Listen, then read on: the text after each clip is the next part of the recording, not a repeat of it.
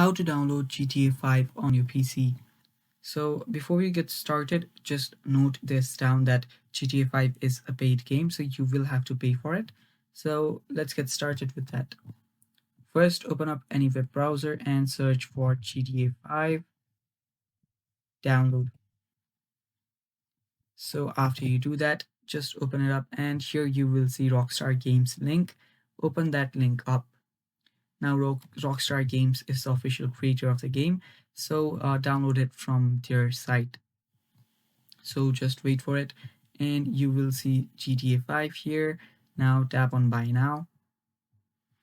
After you tap on buy now, you need to select a platform. Now if you're if you want to download it for online, you can download this one. If you want story mode and GTA Online, you can download this one. So just select one, and after you select one, just select another platform in which you're gonna play. So if you're on PC, select PC. After you tap on it, you'll get redirected to another page. Now you will see the buy option. Tap on buy. Now after this, you will have to sign in, and after you sign in, you will have to go through the transaction. So after you go through the transaction, you will have simply just you will be able to download it, and it's literally that simple.